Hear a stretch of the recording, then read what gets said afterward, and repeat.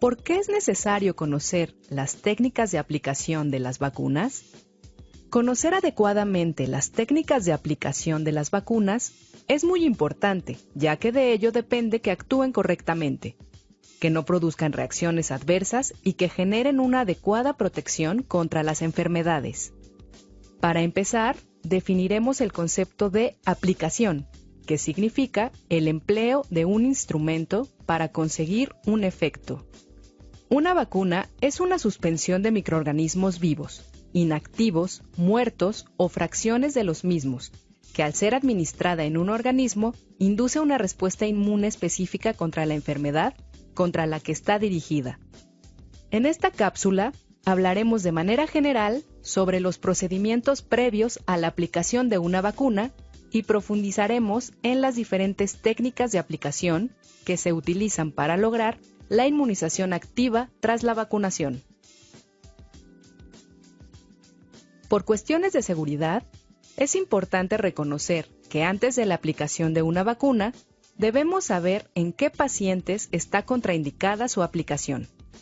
Para esto, es necesario realizar algunas preguntas sencillas al paciente. Preguntaremos sobre su estado general de salud, haciendo énfasis en los días previos a la consulta. Las preguntas que no pueden faltar son: ¿padece alguna enfermedad? ¿Qué medicamentos toma? ¿Ha tenido fiebre? ¿Está embarazada? ¿Tiene alguna enfermedad de la coagulación? En caso de que alguna de estas preguntas fuera respondida de manera afirmativa, debemos revalorar la indicación de aplicar la vacuna en ese momento. Otras preguntas que nos ayudarán a incrementar la seguridad durante la aplicación de la vacuna son: ¿cuándo fue la última vez que le aplicaron alguna vacuna? ¿Ha presentado alguna reacción con la aplicación de alguna vacuna? En caso de que el paciente responda de manera afirmativa a alguna de estas preguntas, será necesario realizar un interrogatorio específico. Es necesario saber que las contraindicaciones a la aplicación de una vacuna pueden ser permanentes o temporales. Las permanentes son aquellas que definitivamente contraindican la aplicación de una vacuna, como la aplicación de vacuna de virus vivos atenuados en pacientes con inmunodeficiencias graves. Por su parte, ejemplos de contraindicaciones temporales son las infecciones o el embarazo. También se debe considerar los medicamentos que están recibiendo los pacientes, como esteroides en individuos trasplantados o quimioterapia en pacientes con cáncer, ya que disminuyen la efectividad de las vacunas y aumentan los riesgos de eventos adversos. En estos casos, la indicación de vacunación debe ser avalada por el médico especialista tratante. Existen falsas contraindicaciones como la lactancia materna, la prematurez, el asma, el uso de antibióticos, la ictericia del recién nacido, el resfriado común y las diarreas. Es nuestra responsabilidad conocerlas para darle seguridad al paciente informándolo claramente y evitar que se pierda la oportunidad de completar los esquemas de vacunación por desconocimiento.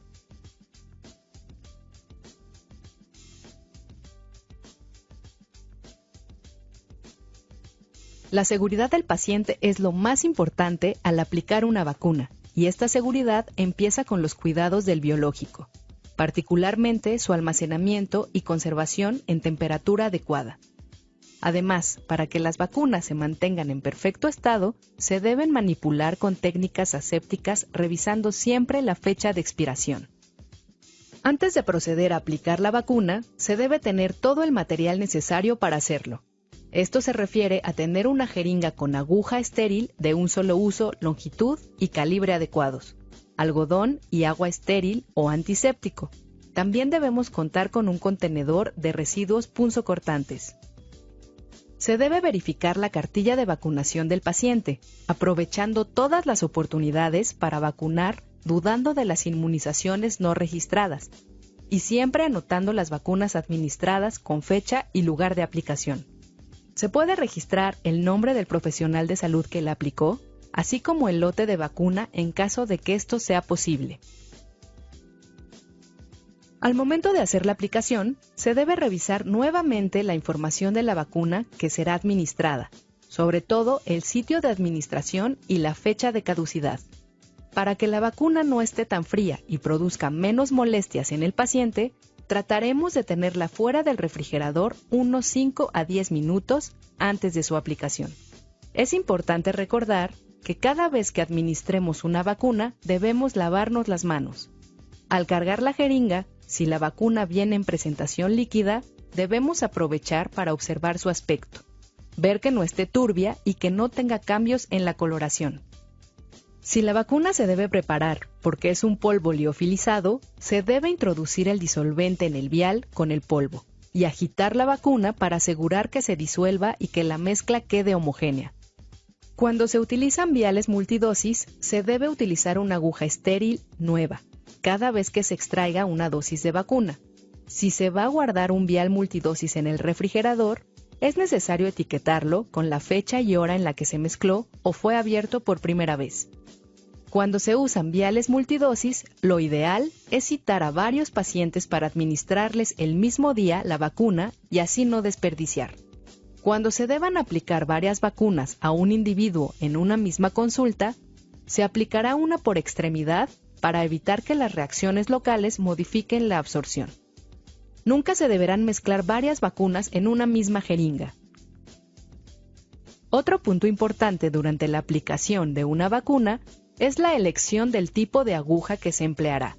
Esto depende de la vía de administración, de la edad del paciente y del lugar anatómico en el que se aplicará la vacuna. Las agujas se clasifican de acuerdo con su longitud y calibre. Para facilitar su uso y evitar errores, se ha establecido un código de colores a nivel internacional que facilita su identificación. La aguja color naranja se puede usar en prematuros o niños muy pequeños. Es calibre 23G y tiene 25 milímetros de longitud. La aguja azul, que se usa en lactantes, niños o adultos, es calibre 23 a 25G y mide 25 milímetros de longitud. La aguja verde mide 38 milímetros de longitud. Su calibre es 23G y se utiliza en adultos, generalmente en inyecciones en la región del glúteo.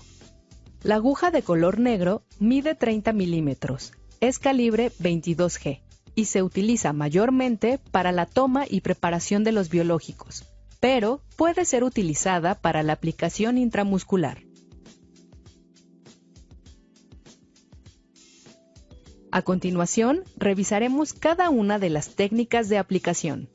La técnica intramuscular se utiliza para la administración del biológico en la masa muscular profunda, y con esta vía se puede asegurar que la vacuna será absorbida de forma rápida y llegará rápidamente al torrente sanguíneo, aumentando la inmunogenicidad de las vacunas y minimizando las reacciones adversas. Los sitios recomendados para la aplicación intramuscular de las vacunas son los siguientes. El músculo vasto externo o cara anterior del muslo en niños menores de 12 meses. Se debe acostar al niño de lado o sentarlo para que tenga el músculo lo más relajado posible.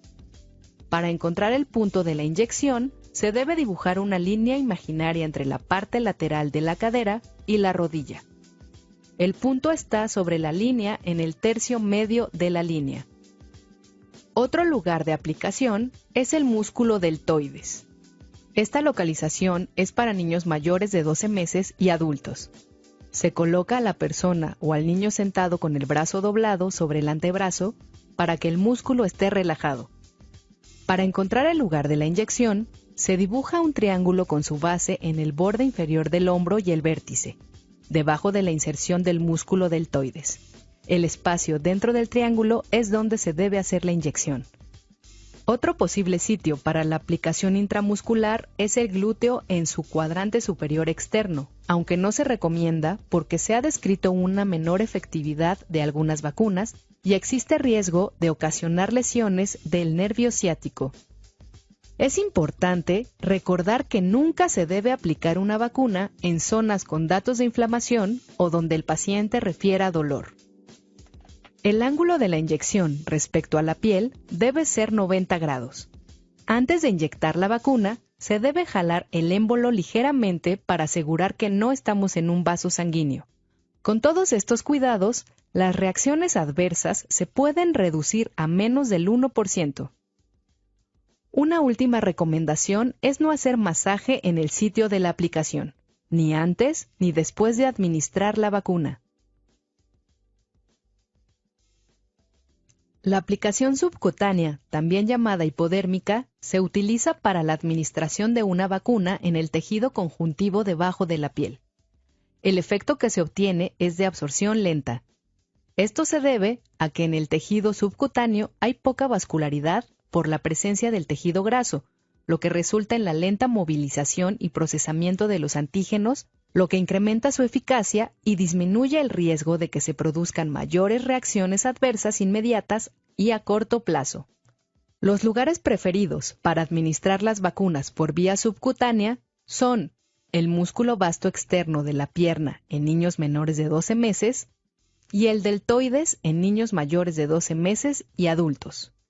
Para separar el tejido conjuntivo, se pellizca delicadamente la piel y el tejido subcutáneo. Se coloca la aguja a 45 grados y se inyecta. Las reacciones adversas más comunes en esta técnica de aplicación son los abscesos y granulomas. La aplicación de vacunas por vía intradérmica se refiere a la inyección del biológico en la dermis para provocar una absorción lenta y local de una cantidad mínima de líquido. La inyección debe ser lenta y en un ángulo de 15 grados. Si se inyecta correctamente, aparece una pequeña pápula que desaparece entre 10 y 30 minutos después de la aplicación. Es la técnica que se utiliza para aplicar la vacuna BCG y para realizar la prueba de la tuberculina. La vía oral es la administración de una vacuna en la boca para su deglución. Si se utilizan viales, monodosis, se administrarán directamente en la boca. Si son envases multidosis, se dará la dosis correspondiente en una cucharilla de un solo uso. En la actualidad, existen diferentes presentaciones de vacunas orales, entre las que se encuentran los comprimidos, suspensiones o suspensiones con gránulos efervescentes. Existe en la actualidad una nueva vía de administración intranasal, en la que las vacunas se aplican mediante un aerosol, por nebulizaciones o mediante aerosolización buconasal. Esta se utiliza para un tipo de vacuna contra la influenza, entre otras. Posterior a la aplicación de la vacuna, al igual que en otros procedimientos, las agujas deberán desecharse en los contenedores correspondientes. Para aliviar las reacciones locales, si es que se presentan, se recomienda el uso de analgésicos y antitérmicos, al igual que frío local. En niños pequeños, se recomienda mantener la lactancia materna, ya que se ha observado una disminución en la frecuencia de presentación de fiebre posterior a la aplicación de vacunas. Se debe advertir al paciente la posible presentación de reacciones adversas. En caso de que alguna de estas se presenten, se debe registrar y dar informe a las autoridades correspondientes, anotando el nombre del paciente, la fecha, la vacuna y su lote, así como la reacción adversa registrada. Ahora que ya conocemos las técnicas de aplicación de las vacunas, podremos llevarlas a la práctica y así brindar a nuestros pacientes la seguridad e inmunidad que necesitan. Es nuestra responsabilidad realizar estas técnicas de manera adecuada y difundir esta información entre el personal de salud.